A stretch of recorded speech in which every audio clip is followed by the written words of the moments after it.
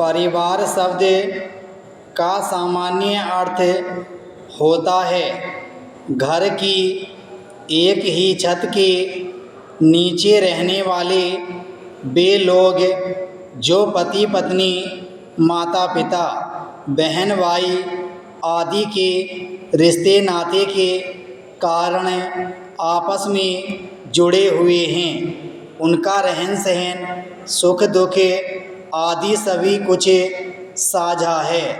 इस सामान्य दृष्टि के अतिरिक्त एक व्यापक दृष्टि से भी परिवार का स्वरूप और परिभाषा बताई जाती है।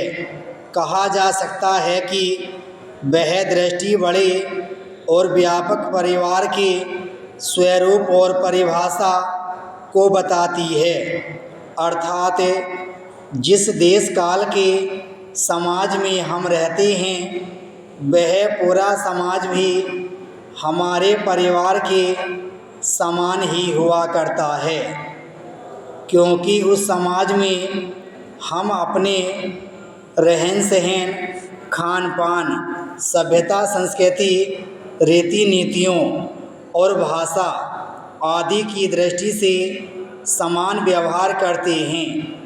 सभी प्रकार के उत्सव और त्यौहार भी समान रूप से एवं मिलजुल कर मनाते हैं। इस कारण हम अपने देश और उसके समाज नामक परिवार के सदस्य अपने आप हो जाते हैं।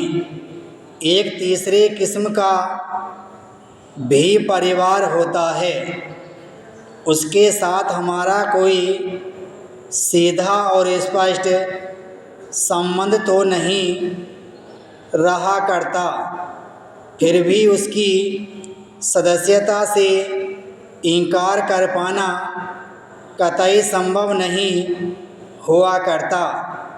उसे हम विश्व का मानव समाज कहते हैं।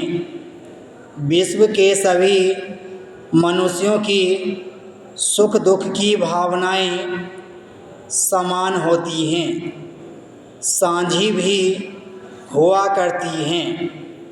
बाहरी रहन सहन, रीति रिवाज, खान पान और भाषा आदि का भेद अवश्य हो सकता है, हुआ भी करता है, पर भावना के स्तर पर सब एक हुआ करते हैं।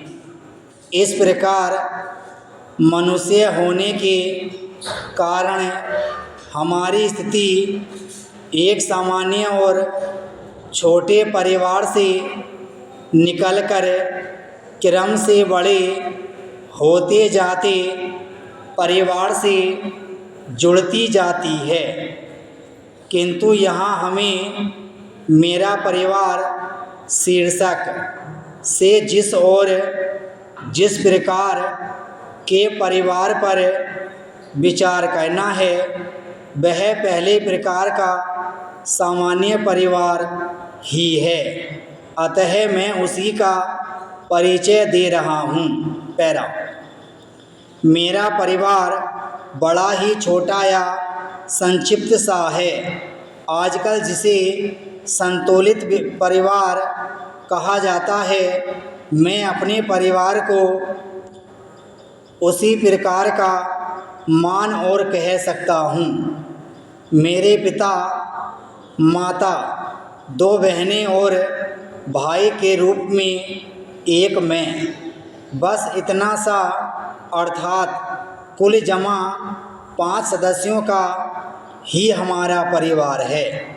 लगता है हमारे माता पिता ने परिवार कल्याण मंत्रालय के इस नारे का पालन किया है।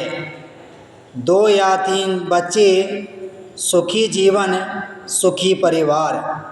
दूसरे शब्दों में सरकारी घोषणा पत्रों में जिस प्रकार के परिवारों की कल्पना की जाती है, जिस प्रकार के परिवार को अच्छा मानकर संतुलित परिवार कहा जाता है, मेरा परिवार बिल्कुल उसी प्रकार का अच्छा छोटा और संतुलित परिवार ही है।